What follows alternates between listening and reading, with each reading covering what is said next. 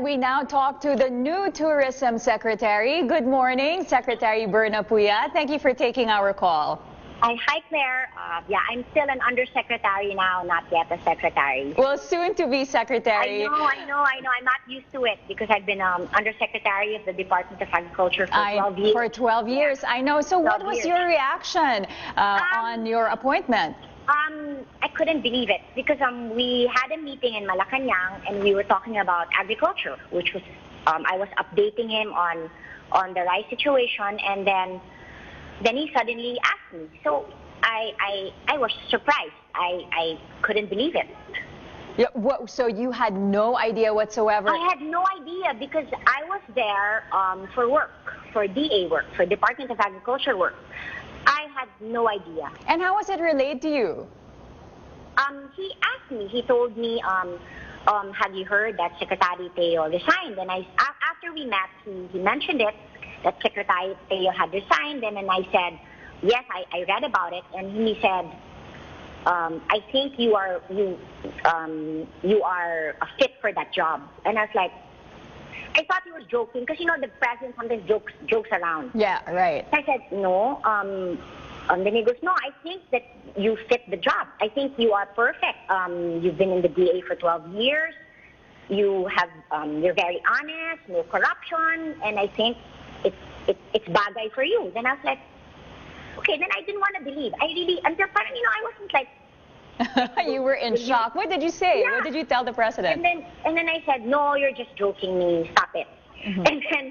And then he goes, no. And then after that, we went to another room, and then former Senator Serge Osmeña was there. Mm. And then he goes, okay. Then he goes, Serge Osmeña, meet the new DOT secretary. And then I was like, okay. And then Sap Bongo congratulated me.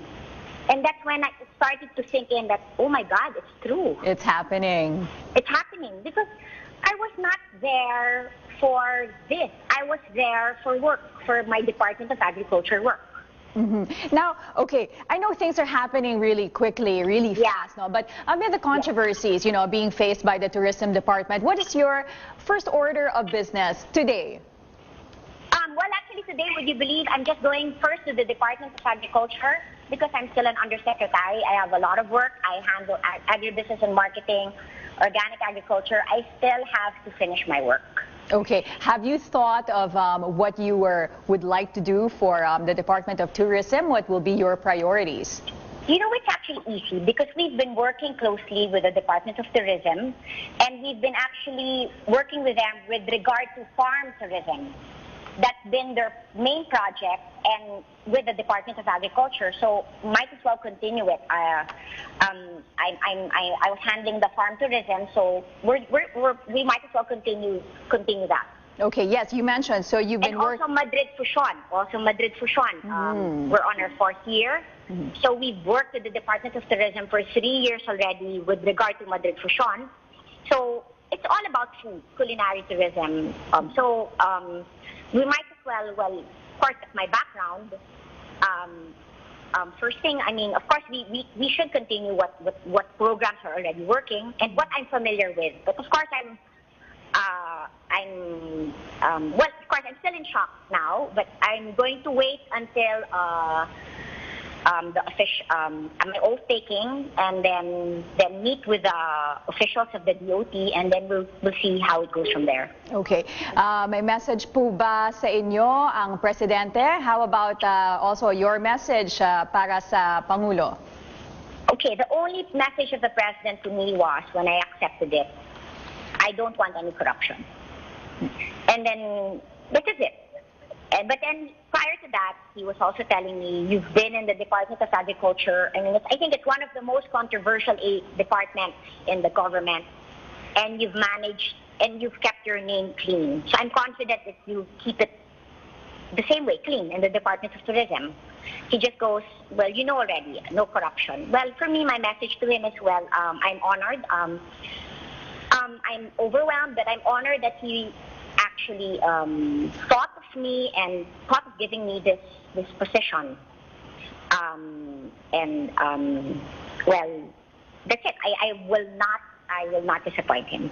All right. Well, congratulations and thank you so much for talking to us. That was newly appointed Tourism Secretary Bernadette Puyat.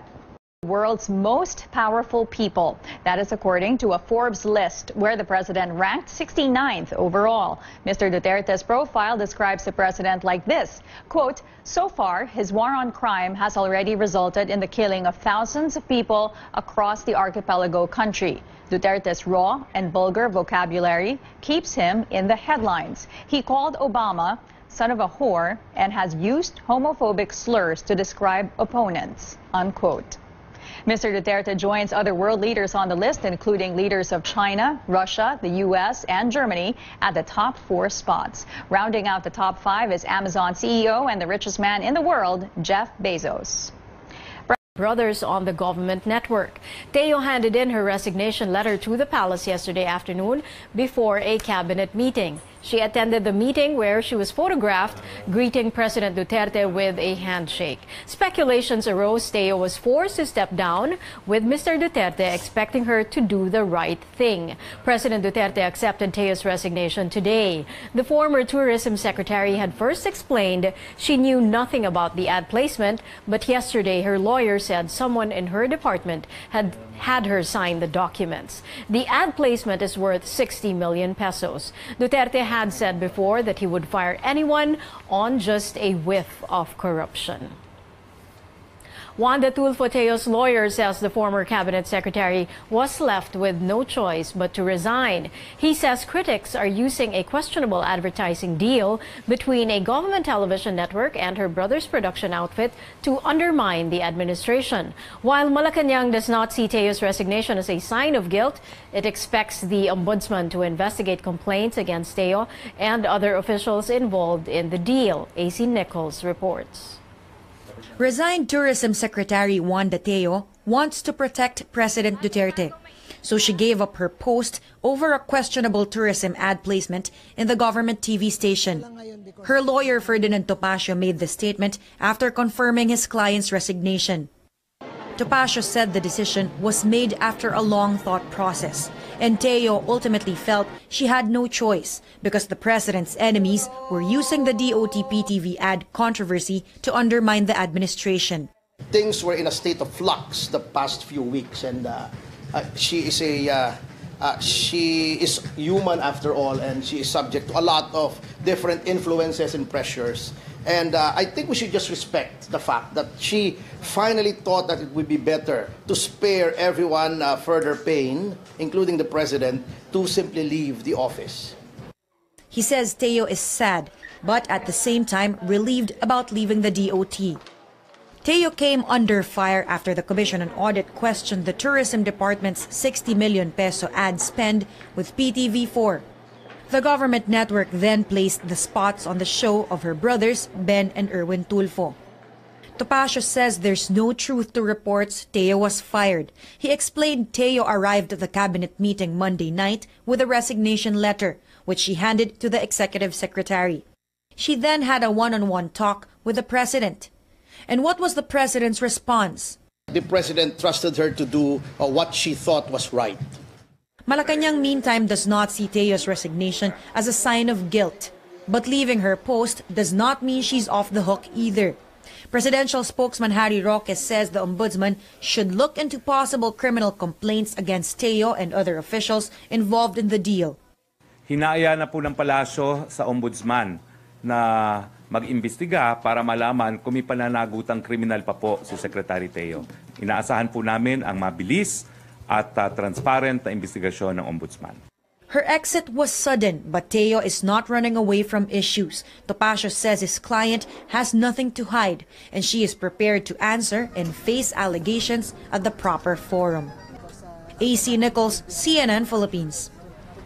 Senators react to whether or not they should investigate the tourism ad deal after Teo's resignation. Senators Joel Villanueva and Ping Lacson are in favor of a probe. Villanueva says this will allow the Senate to scrutinize the budget of other agencies as well. Lacson says an investigation will, quote, strengthen the law that has something to do with propriety in public service. Senator Kiko Pangilinan supports an inquiry to determine accountability and, quote, send the signal that corruption and abuse will not be tolerated, unquote. Senate President Coco Pimentel, meantime, reminds his colleagues that the investigation should be in aid of legislation and, quote, not in aid of resignation, unquote. The government health insurance chief faces the media to defend her travel expenses that were questioned by the Commission on Audit. Auditors are asking Celestina de la Serna to explain the more than 600,000 pesos she spent for travel in just a year in office. More details from Rex Remitio. We cannot emphasize more that these are purely official in nature and truly necessary in the performance of my duties as IPCO and as representative of the OFW sector to the Board of Directors. She's not denying them, and PhilHealth Chief Celestina de la Serna says her travel spending and allowances are above board. This is her response to the Commission on Audit's claim of irregularity in her expenses. The amount in question, 923,000 pesos. Most, about 627,000 pesos, went to travel expenses. The rest are her allowances. De la Serna, who lives in Bohol, stays in hotels near the PhilHealth office in Mandaluyong City whenever she's in Manila, instead of renting a house. The expense comes amid PhilHealth's massive net income loss of 8.9 billion pesos last year. De la Serna was appointed interim PhilHealth president in April 2017. But in a separate interview with CNN Philippines, De la Serna insists all the expenses are legal. I am asking the COA auditor to please reconsider yung aking mga documents na sana naman they will allow it because it is without malice talaga na I claim for it. De la Serna says these are only reimbursements and went through strict accounting by PhilHealth and affirmed by the Governance Commission for Government-Owned and Controlled Corporations. But why does she need to go back and forth to Bohol? De la Serna says she doesn't want to pay the one-year lease on a rented house since she may not be appointed to the post permanently. De la Serna argues that her flight and housing expenses are modest. Yun yung limit set by the corporation for officers. So I am well within the limit. Economy is the, I don't know if there is a seat in the wings of the airplane na mas mura, but I get the cheapest. She hints she may have stepped on some toes with her reforms in PhilHealth, like the removal of the privileges of some board members, and they're getting back at her. De la Serna is hoping President Rodrigo Duterte would listen to her before deciding on her case. She also has a message for taxpayers. To the public, I assure you that no money of the public is being used anomalously. Rex Remitio, CNN, Philippines. Malacanang says President Rodrigo Duterte's State of the Nation address this year will veer away from traditional speeches. Speaking to CNN Philippines, presidential spokesman Harry Roque says the new format is being finalized. In the president's second SONA last year, Mr. Duterte tackled a wide range of issues from martial law to mining to the reimposition of the death penalty. Roque says the president's SONA in July will focus on what the president wants to relate to the people.